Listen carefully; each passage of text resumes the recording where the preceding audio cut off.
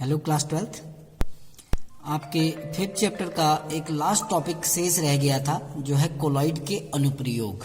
ठीक है ना, ये आपका लास्ट टॉपिक है इस चैप्टर का जो छूट गया था किसी कारण से, कोलॉइड का अनुप्रयोग। तो अपने दैनिक जीवन में ये जो पदार्थ हैं कोलॉइड, इनका उपयोग हम कहाँ कहाँ करते हैं उसके बारे में कुछ चीज़ें हम पढ़ चुके हैं पहले ही। जैसे हम रक्त हो गया, डेल्टा का निर्माण हो गया, कृत्रिम वर्षा है, ये चीज़ें हम पढ़ चुके हैं। लेकिन कुछ जो कोलॉइड के अनुप्रयोग हैं उनके बारे में हम अभी बात करने वाले हैं। जैसे पहला अनुप्रयोग जो कोलॉइड के अनुप्रयोग हैं वो है कि यदि हमारे शरीर में घाव हो जाए तो ताजे घाव से बहते रक्त को रोकने के लिए तो आपको पता है जो रक्त है वो एक प्रकार का कोलॉइड है। तो जब घाव होता है तो वहां से रक्त जो बह रहा है उस बहते हुए रक्त को रोकने के लिए हम कुछ वैद्युत अपघट्यों का प्रयोग करते हैं। ठीक है ना, तो ताजे घाव से बहते रक्त को रोकने के लिए उस पर सामान्यतया हम फेरिक क्लोराइड या पोटास एलम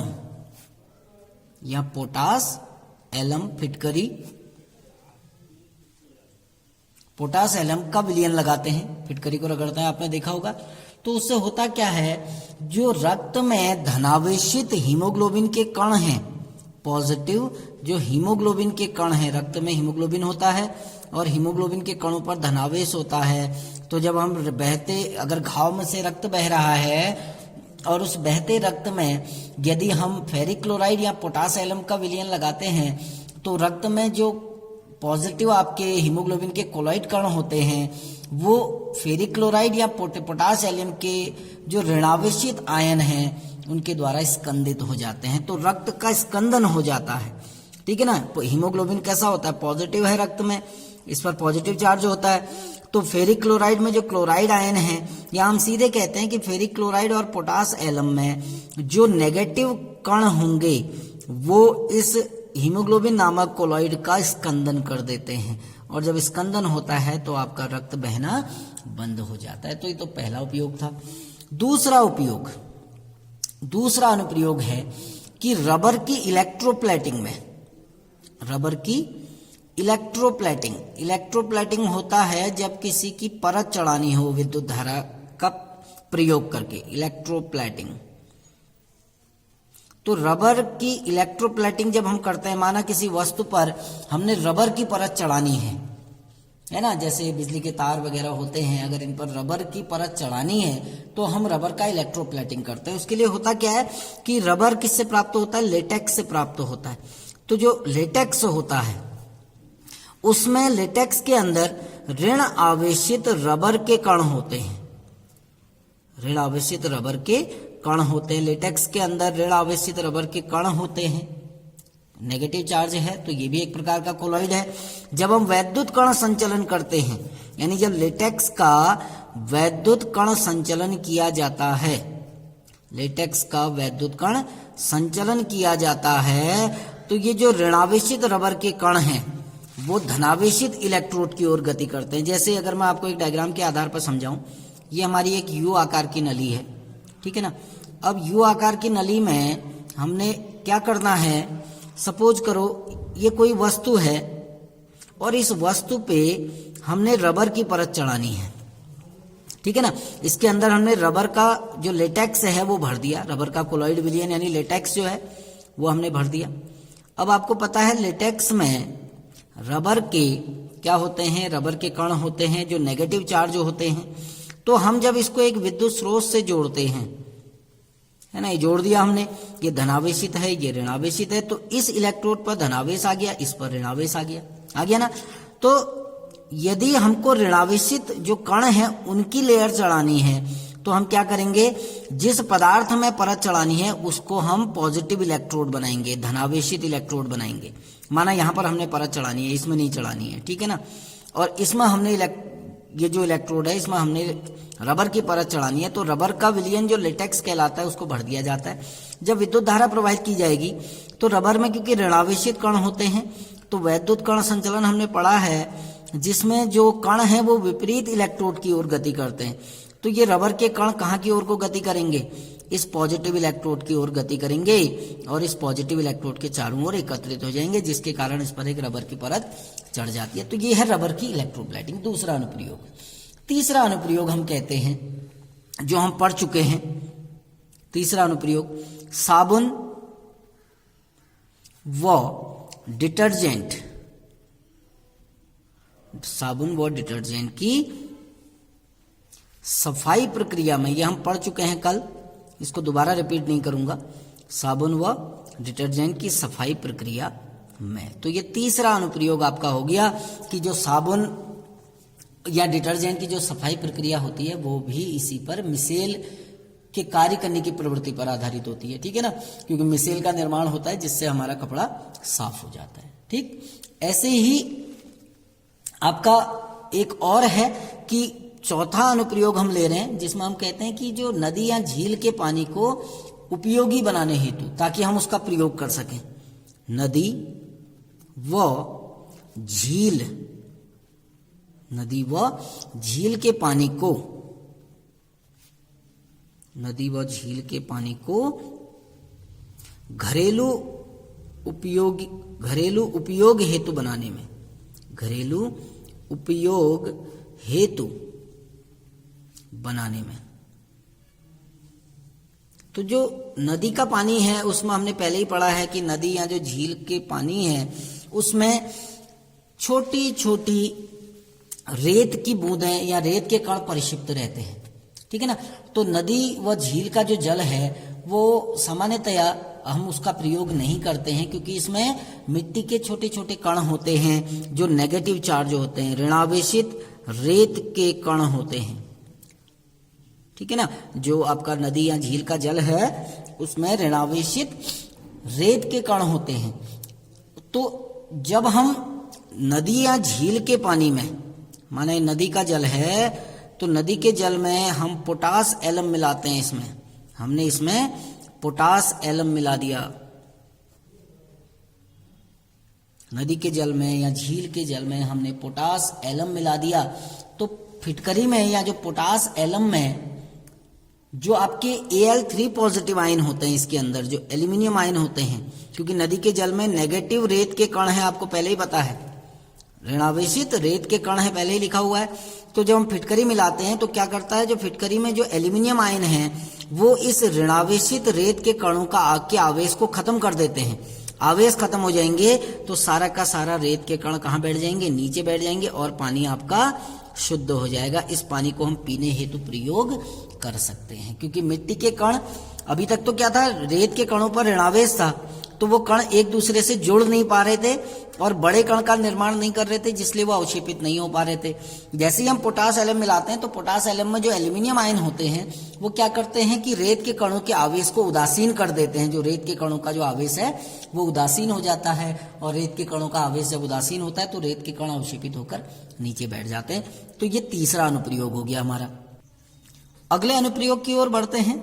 हमारा नेक्स्ट जो है वो है कि वहित मल निष्कासन में, वहित मल निष्कासन में अनुप्रयोग तो बहुत सारे हैं, कुछ प्रमुख अनुप्रयोग आपको मैं बता रहा हूं। वहित मल निष्कासन में, ठीक है ना।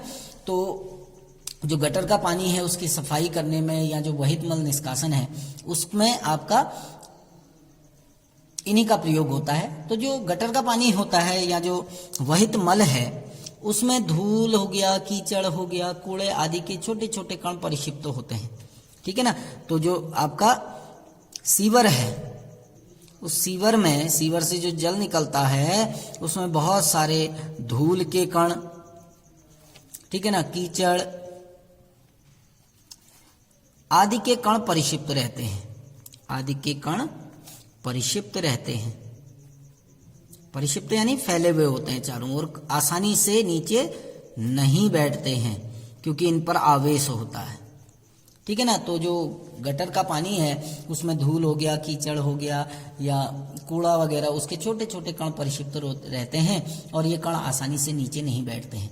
तो जब उस गटर के पानी में वैद्युत क्षेत्र उत्पन्न किया जाता है, यानी वही आपका वैद्युत कण संचलन किया जाता है, तो ये धूल वगैरह के कण विपरीत आवेशित इलेक्ट्रोड की ओर गति करते हैं और उदासीन होकर कहाँ बैठ जाते हैं, नीचे। तो वहित मल निष्कासन में वैद्युत कण संचलन का प्रयोग किया जाता है। ठीक हो गया। और लास्ट आपका अनुप्रयोग है छठा, 6 जो आपका एप्लीकेशन है वो है एक कोट्रेल धूम्र अवक्षेपक। कोट्रेल धूम्र अवक्षेपक। कोट्रेल धूम्र अवक्षेपक। अब कोट्रेल धूम्र अवक्षेपक क्या होता है, ये ध्यान रखना कि धूल और जो धुआं है, धुआं और धूल, ये सामान्यतः दो मुख्य रूप से वायु प्रदूषक हैं जो हमारे वायुमंडल को प्रदूषित करते हैं। तो औद्योगिक इकाइयों से जो धूल और धुआं निकलता है वो बहुत सारी परेशानियां उत्पन्न करता है, स्वास्थ्य संबंधी परेशानियां उत्पन्न करता है, क्योंकि वायु में परिक्षिप्त कुछ आवेशित वैद्युत आवेशित कोलॉइड कण होते हैं, ठीक है ना, और ये कण आसानी से नीचे नहीं बैठते हैं, ठीक है ना। तो इनको वायु से इन हानिकारक कणों को, जो धुएं में जो हानिकारक कण होते हैं या धूल में जो हानिकारक कण हैं, वो वायु में मिल जाते हैं और आसानी से वायु से अलग नहीं होते हैं। तो इन कणों को वायु से अलग करने के लिए वैद्युत कण संचलन का प्रयोग किया जाता है, और जिस उपकरण में एक प्रयोग किया जाता है वो होता है कोट्रेल धूम्र अवक्षेपक, ठीक है ना। तो जो भट्टियों से जो गैसें हैं या औद्योगिक कारखानों से जो धूल या धुएं के कण निकलते हैं, तो उनको क्या किया जाता है, 2 इलेक्ट्रोडों के बीच में लाकर, अभी मैं डायग्राम बनाऊंगा, 2 इलेक्ट्रोडों के बीच लाकर 50,000 वोल्ट का विभवांतर प्रवाहित किया जाता है उसमें, ठीक है ना।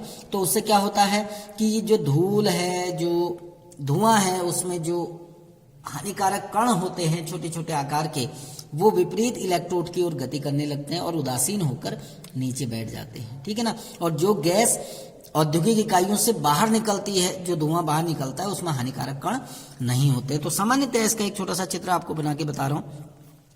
तो क्या करते हैं, देखिए, एक ये औद्योगिक इकाइयों में हर जगह लगा रहता है, जिसको हम कोट्रेल धूम्र अवक्षेपक नाम देते हैं।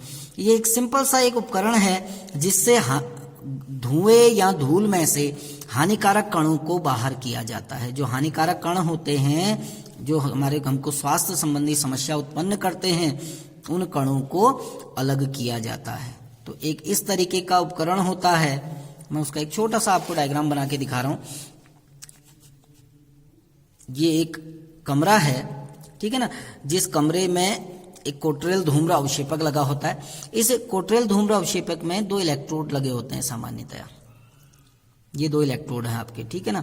एक ये इलेक्ट्रोड लगा है, दूसरा इलेक्ट्रोड आप यहां कहीं लगा दीजिए। ये 2 इलेक्ट्रोड हैं आपके। एक प्रतीकात्मक चित्र है, ये ध्यान रखना। तो इसमें उच्च वोल्टता की विद्युत धारा प्रवाहित की जाती है। नेगेटिव इलेक्ट्रोड हो गया, ये पॉजिटिव इलेक्ट्रोड हो गया, और इसका संपर्क एक उच्च वोल्टता के विद्युत स्रोत से कर दिया जाता है, ठीक है ना। तो जो हानिकारक जो गैसें हैं, धूल वाली गैसें, वो हानिकारक गैसें यहां से अंदर जाती, यानी हम इसको कह सकते हैं अंदर जाती धूल युक्त गैसें। तो यहां से जो हानिकारक गैसें होती हैं उसको इस कोट्रेल धूम्र अवक्षेपक के अंदर भेजा जाता है ना। तो जब कोट्रेल धूम्र अवक्षेपक के साथ यहां भेजा जाता है तो इसमें बहुत सारे ऐसे इलेक्ट्रोड लगे रहते हैं, छोटे छोटे। ये इलेक्ट्रोड है आपके, यही इलेक्ट्रोड है जो पॉजिटिव इलेक्ट्रोड है। इसमें छोटे छोटे प्लेट इलेक्ट्रोड लगे रहते हैं, कहीं पर बिंदु इलेक्ट्रोड लगे रहते हैं, ठीक है ना। ये जो बीच में मैं पॉइंट बना रहा हूं, ये आपका बिंदु इलेक्ट्रोड है। इस बिंदु इलेक्ट्रोड से प्लेट इलेक्ट्रोड लगे रहते हैं इस तरीके से, ठीक है ना। तो मैं डायग्राम में इसको मेंशन कर देता हूं। ये है आपके प्लेट इलेक्ट्रोड।